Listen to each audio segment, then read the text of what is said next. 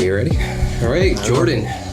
How you doing? This has been a long time coming. We've Yes, been sir. planning this for about a month now. Yes, sir. So let's just begin. Who are you, and what have you come on to talk about today? My name is Jordan, otherwise known as North to South Kicks, as you see here.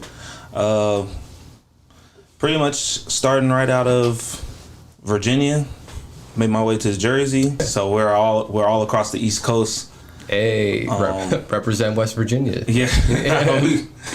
we right out of Virginia, okay. So I'm borderline All right. Virginia and Tennessee, and then Gotcha. made my way to Jersey, and that's how I pretty much came up with the name. Gotcha.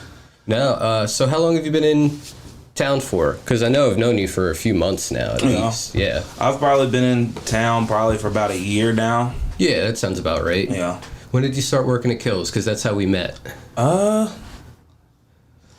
I wouldn't say around this time last year, but it's getting pretty close to it. Maybe like another month, maybe. Maybe like 9, 10, or 10, 11 months ago, something like that. Yeah, because it was a little bit after like June or July when I had started there, so I think right around that time. Yeah. So how we met is you saw one of the nights that we were doing the business meetup. Yeah. And you asked what it was, and you immediately wanted to work with us, and here we are now. Yeah, immediately. Seeing y'all having your meeting already, and so I had to be there, and I joined one meeting, and that went very well, and I met some good connections, and it worked very well. So it worked out. Only was there once, but it worked out exactly how it should be for a business meeting. Absolutely, yeah, and we're glad that we can get you that connection. And you're still working with them from time to time, right? Yes, yeah, I do. And that's exactly what we want out of this. So let's take a step back. So what got you into the sneaker game? I've always loved shoes since I was little. My mom used to buy me shoes, and then it just went up from there. I mean, the culture, especially from the 80s and 90s, has just been booming. Mm-hmm. And all of the trends and different brands and specialty brands, too. We'll get into all of it today. But the culture is just so real right now. So when did you, do you have specific brands that you like to sell? Or are there focuses that you look for? The specific brands I like to sell, and the specific shoes or types of shoe silhouettes that I like to sell are always going to be, right off the bat, I can say Yeezy slides, foam runners. Right off the bat, those are two I love to get because they go very, very fast, especially small sizes with Yeezy slides. I like small sizes also in shoes. So Yeezys, Jordans. Gotta have the Jordans. Yeah, gotta have Jordans. So any retro Jordan, I'm probably gonna try to get. Specifically, fours. Fours are always really good selling. Fours. Is it just because it was a really nice? I think it's the way that they look, and it's probably mostly the what's the word I'm looking for? The colorways. Yes, it's the colorways. They have a lot of good colorways with the fours. So fours are very popular.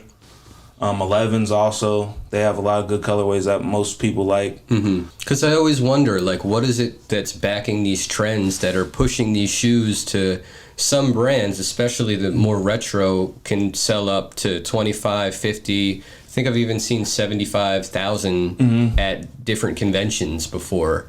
Can you talk a little bit about why a sneaker might catch on like that? Is it because a celebrity's backing it and everybody wants it, or is it more so the artistry behind it that people don't really understand that pushes up the value? It could. I'll try to answer it the best way I can. Yeah, of course. Because I'm sure there's a ton of stuff. Yeah, no, there's multiple different things. Like you said, a celebrity backing it, that's one way that easily a shoe could take off. It doesn't always take off, though, but in most cases, with a celebrity or athlete or somebody of that nature, that could push a shoe. The rarity of the shoe. Scarcity is a factor, yeah, for sure. The way that it's made, how many are made. So I would say, right off the top of my head, those are probably the biggest factors as far as what is gonna could just skyrocket. For instance, Travis Scott. For the most part, every time he drops a shoe, everybody wants him, and they always sell out. Interesting. He's maybe out of maybe like 12 shoes, maybe 3 I would say didn't like work out, that just weren't super popular. But that's still a large sum of money that you can make off of. I mean, what are they usually printing in that? Like 10,000, 20,000 of the shoe? As far as how many shoes are they making? Yeah, scarcity wise. Well, when it's like a global thing, which a lot of times with some shoes are very popular globally. Yeah. Especially if it's a celebrity or whoever. Like Air Forces. Yeah. Air Forces seems to be a more global shoe than Air Force is a global shoe, but that's also like, it has like, it's made its mark in the shoe game. So like, it's something that everybody's going to like go to, but that's going to be totally different than like dealing with a shoe that's backed by a celebrity. Cause like I was saying, he's had multiple shoes, maybe 3 weren't as popular and weren't very like lucrative, but pretty much all the other ones, like I would say maybe, like even if there's like 50,000 of the shoes, it's not a lot, because there's a lot of people that want them. Like of course, talking millions and millions of people that probably gonna want a Travis Scott shoe if it comes out. If not tens or hundreds of millions, you know. Oh yeah, like I'm scaling the number way down just for the simple. Yeah, I get it. Just to keep it simple. I always think of the Ball Brothers brand, and remember a few years back they were selling their slides for $600. Oh yeah, like how they started. And it was just like, I watched it and people were really buying $600 slides, and I was just like, wow. Like it just caught my attention. I was like, how are they doing that? I get the person behind it, and the Ball Brothers are phenomenal basketball players and everything, but to talk someone into buying $600 slides, is that a finesse? Is that a hustle? I would say it's definitely the marketing scheme that they probably had, but yeah, a lot of times that just doesn't work. Yeah, I'm not sure how they pulled it off, but I do remember that, and people were buying those slides and their shoes and stuff. But they eventually even broke off from that and made their own shoe deals and stuff. But that was a good way for them to start into. So can you give us a little bit more context of like another project that you're into that makes a sneaker popular? Just to give a little bit more understanding to how the market works. There is a lot of different things that go into it. It could be, how many people want the shoe? How many pairs are they making? Where are they going to release them at, But I mean, like, highlight a specific brand that you like on top of the ones that we just covered. Like, why do you like Yeezys so much? Beyond them being easy to sell, yeah. Okay. The reason why I like Yeezys so much, one, Kanye West, favorite rapper. Yeah.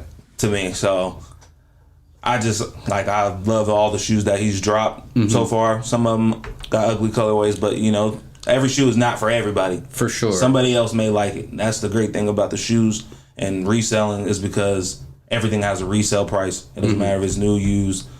But yeah, I would say Yeezys are one of my favorite shoes to like get a hold of, that I like to wear. They're so different. It's something like the way they look you never saw before, and then it just popped up into existence, and everyone started wearing them. He really is such an incredible artist in that sense, for him to just be able to create trends like that out of nowhere. It was really a genius move, because of what did Nike do? It was Nike. They dropped their Roshi runs. And they dropped a colorway that was very similar to one of the Nike shoes that he already did with them. So like, without giving him credit for the colorway, and like, because it's never been put on a pair of shoes. I can't remember the name of the shoe specifically, but they did that same colorway on a pair of Roshi runs. And so that's when he broke off from Nike completely, and he was about to get in with Adidas. And then he started making, I believe it was the 350s, and those are pretty much, they look just like Roshi runs for the most part. Interesting. So I gotta ask, with the Kanye controversy, how do you feel about Adidas dropping him from their label? Has that increased the value of the shoes? Has it made it easier for them to sell, or has it kind of thrown a hitch because now you can't find them as easily? A little bit of all three. You can't find them easily at all, which definitely I feel like it's kind of staggered the market a little bit, so it's not very consistent. Yeah. His shoes Though I feel like they came out fine because they did a drop recently, and if you were able to get a pair and you're getting them for retail, you're gonna be able to make money off of them. Of course. So Yeah. with them, you know, Adidas and Yeezy having their falling out is definitely shaking things up a little bit. A lot of people aren't gonna say it, but the shoe game needs Yeezy back. Really, really, really need them back because it's just some shoes aren't as valuable anymore. So it's just it makes it a little bit harder, a little trickier. Yeah. If you don't have your foot already in the door, if you don't know, you know, how to really work around the fact that there's no more Yeezys being released. I believe they're still gonna be releasing more pairs in different colorways and stuff like that. Yeah. But if they don't, then it's gonna be it's gonna be ugly. Of course. But So let's talk about how you find clients and also how you find products. So let's start with like conventions that you go to. Mm-hmm. Like, how does that work? You find a convention, you go to it, and then what happens? really, for me, as far as the conventions go, I really like to kind of network. I like to network a lot and just see what is there because I don't go in with any specific intentions to just buy or just to sell. Mm-hmm. I just go in there with an open mind and see, you know, really where it takes me. Yeah. But the shoe conventions are major, I would say, as far as like trying to find people that are one they can either buy or maybe they have shoes that you're just not gonna find online or StockX or whatever marketplace you decide to shop on. You may not find those shoes there for the price that you want them, and you can actually negotiate because it's a face-to-face interaction with somebody else. I was about to get into, it's a lot more bartering in the sense too, especially if you're buying more higher amount of shoes, then I'm sure you could haggle the price to a certain extent. Yeah, once you're getting more pairs of shoes at one time, the price can always change. Yeah, and that's the great part about having a job like this is, to a certain extent, you can set the profit margins for yourself. Yes. You can. Yeah. So once you have the shoes, how do you connect with your clients? Talk a little bit about like the live streams that you do and everything. Sometimes just being active on social media. Mm-hmm. Just try to get onto social media, go live randomly. Just let people see that you're doing something with your craft or what you love. Yeah. So, just show them shoes that you have on hand. Let them be yours or ones that you're trying to sell. Just let them know that you're still having shoes. So really just being active social media wise. Some clients, they can reach me by phone. So really there's any way possible that you can reach me. It's pretty much open. Like I'm available. Yeah, that's why we have you on, to connect you with more people. So you brought a couple today. So why don't you show us the pairs that you brought and give us a little backstory about them and kind of give people like the price range of what you're working with. Okay. So right here we have a Thunder 4, if everybody can see that. That's gorgeous. I love the black and yellow. They did release a lot of pairs of these. And normally they don't, a lot of times with 4s, but a lot of people were able to get these for retail, so you didn't have to get overpriced, which is great. I love that design. That's hot. So about these shoes, I believe I got these I was able to get these from a store in New Brunswick. Shout out to them, limited supply. I was able to grab these from them. I did a little bit of, bartering. So I traded, I believe, 2 pairs of shoes to get these. I will also show the box that it comes in. And that's another thing to talk about is a lot of people like to authenticate the sneakers. Yes. And make sure that they're real, make sure all of the label and boxing is real, because some of these pairs actually get faked because of their high value. Yes. Right? Yes. I will go ahead and say Jordans can definitely be faked. They can dupe those a lot. Yeah. And almost all Yeezys have a bunch of different dupes, or they'll call them reps, which is like you'll probably be able to get a pair of reps for like $100 less, but it's not going to be the real deal. Gotcha. Yeah, and maybe we'll have you back on and talk about how you would authenticate that. But let's continue with the other pairs that you got. Okay. Let's see what else we got here. I have a pair that I'll probably go from. Yeah, I'll show the most rare or the rarest pair that I have last. That works. And then right here from the most recent Adidas confirmed drop that they did with Kanye to get rid of the remainder of his shoes. This is a pair that I got. Foam Runner. The Yeezys are so strange looking. See, this is like a little alien or a creature, but they come in multiple different colors. I believe this is I think it was a Cinder pair, I believe. I'm not 100% sure on the name of this pair, but this is 1 out of 4 that I was able to get off of the Adidas Confirmed that never went on there before until they did that drop, and it worked out pretty well. Blue Yeezy slides also coming on the way, size 13. Hit Jordan up. Yes. Please do. And we'll have all his information in the description when we drop the video, so you can find him there. And the most rare pair I have, which I kind of got to these pretty quick because I put the Yeezys down.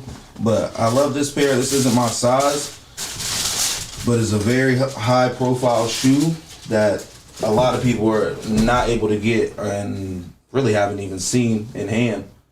Those look clean as hell. This is also a Jordan 4, but this is a SB, which is a skateboarding variation of the Jordan 4. I love the SBs. So these are crafted a little bit different as far as the texture here. Just for skateboarding. Like, you of course can wear them for whatever you want to wear them. You might want to not wear that specific pair skateboarding. Yeah, this is... Some people do. If you're able to get them for retail, it makes sense. But if you have to buy these on the resale market, you're looking to spend anywhere from $300 to probably like $500. That's crazy. These were very hard to come by. I had 10 pairs. I have 2 left. A 10.5 and a 7.5. And like you said, just reach out to me. I'm always willing to work. I'm not really into like trying to jack up the price. Like, that's just not me. I want other people to be able to have access to shoes that you can't normally get access to. Because that's, one of the frustrating things with the shoe stuff is... Well, we got you on because you're a great businessman. So I can confirm everything that he just said. So what's next for you? Are you going to try to scale this up? Are you going to be going to more conferences to look for shoes? Or right now, I'm definitely going to be going to more conventions and stuff like that to like still continue to network and grow.